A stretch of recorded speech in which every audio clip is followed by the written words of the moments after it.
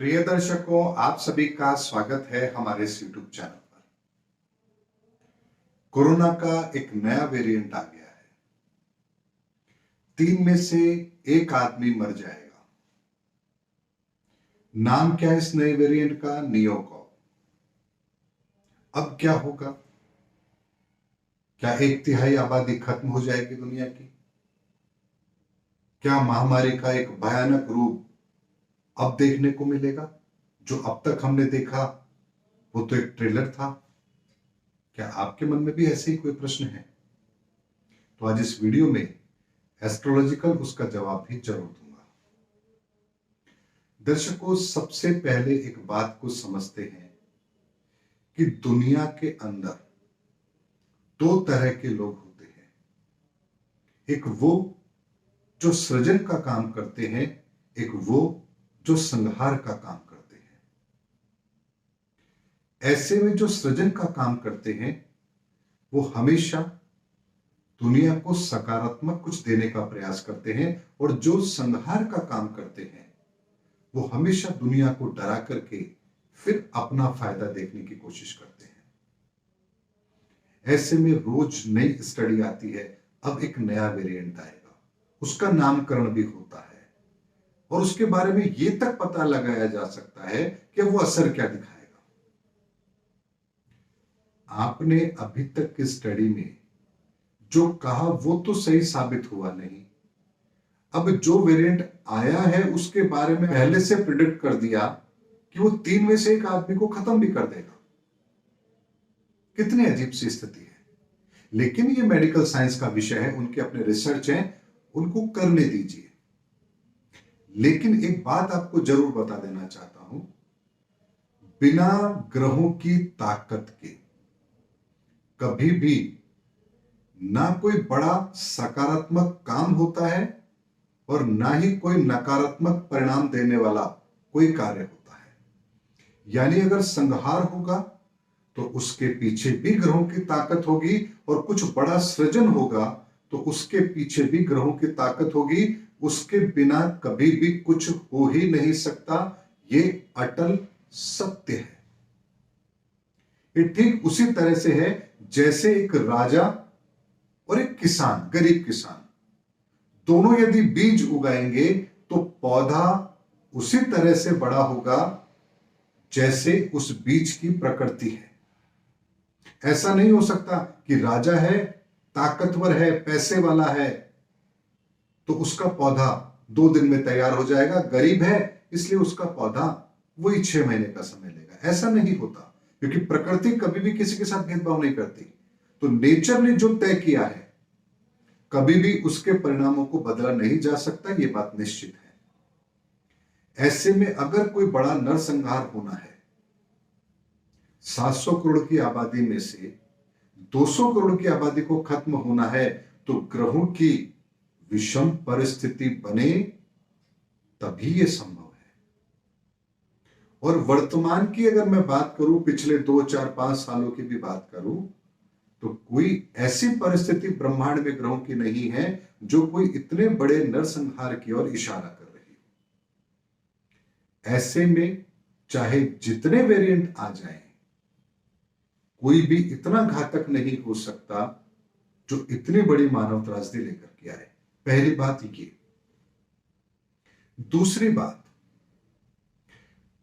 दिसंबर 2021 से, लगभग 14 दिसंबर 2021 से लेकर के और 28 अप्रैल 2022 तक ब्रह्मांड में काल सर्प योग बन रहा है। यह बात मैंने बहुत पहले भी कही, आज फिर दोहरा रहा हूं।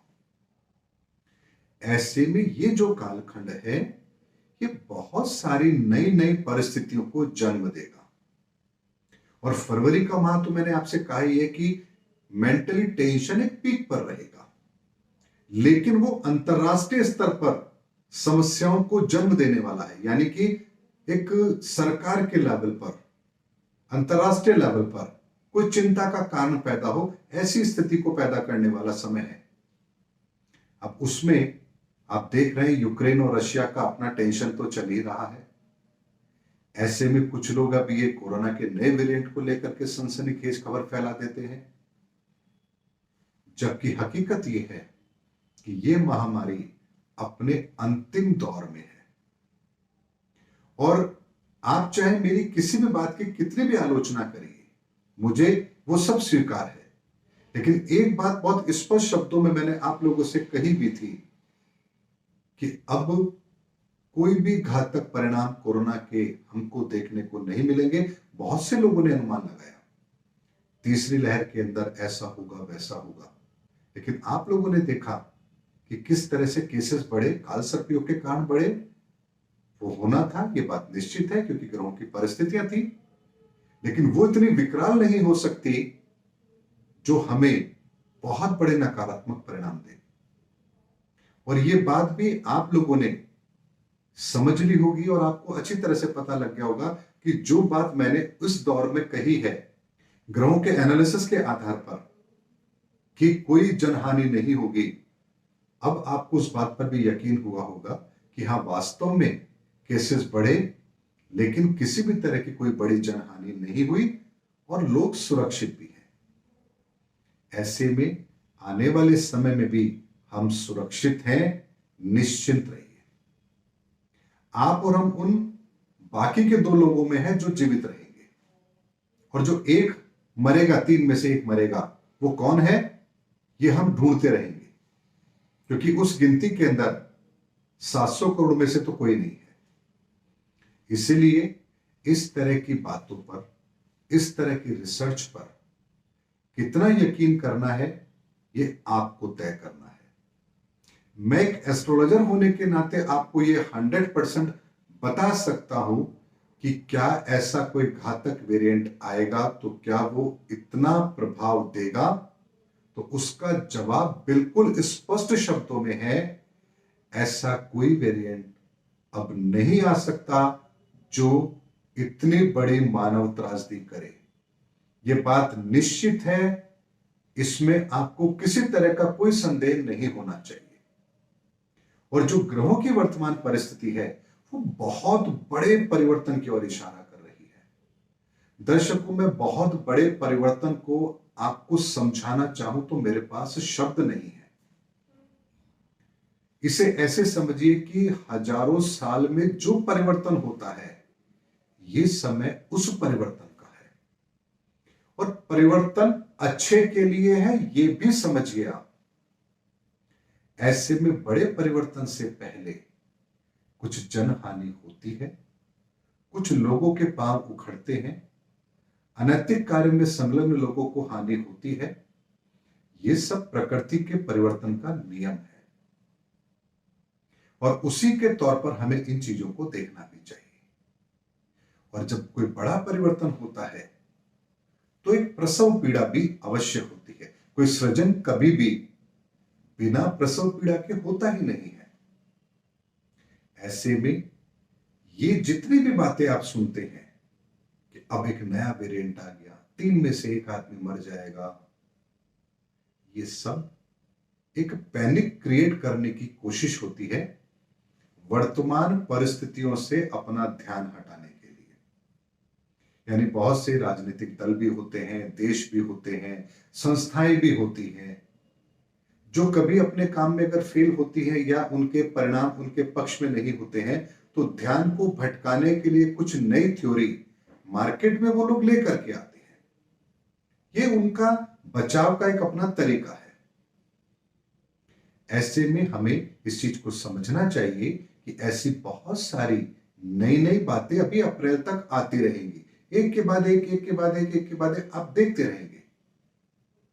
पहले ओमिक्रॉन आएगा, ऐसा होगा, अब उसका असर देख लिया कि कोई घातक नहीं है, तो रशिया और यूक्रेन को लेकर के तनाव की स्थिति, अब देख लिया कि वहां भी कुछ बहुत बड़ा होने वाला नहीं है, तो एक नया वेरिएंट आ गया है नियोकॉव। अब थोड़े दिन बाद में इसकी स्टडी नहीं आएगी कि ये भी घातक नहीं है, तो फिर कोई चौथी चीज लेकर के आएंगे, और ये भी ऐसा चलेगा, अप्रैल माह तक चलेगा। और दर्शकों, अप्रैल माह में भी ग्रहों का एक विचित्र खेल हो रहा है, उसके संदर्भ में भी मैं वीडियो बनाकर आप लोगों के सामने लेकर आऊंगा। क्योंकि मैंने आपसे कहा है ना कि 2022 का साल स्वर्णिम अक्षरों में लिखा जाएगा तो ये बात गलत नहीं है।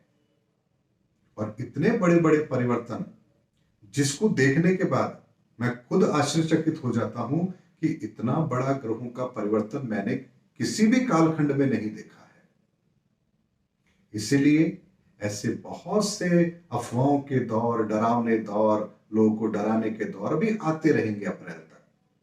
लेकिन निश्चिंत रहिए, ये महामारी के अंत का समय है और अंत समय में कुछ अफवाहों का दौर थोड़ा तेज होता है। इसे भी आप उसी तरह से देखिए।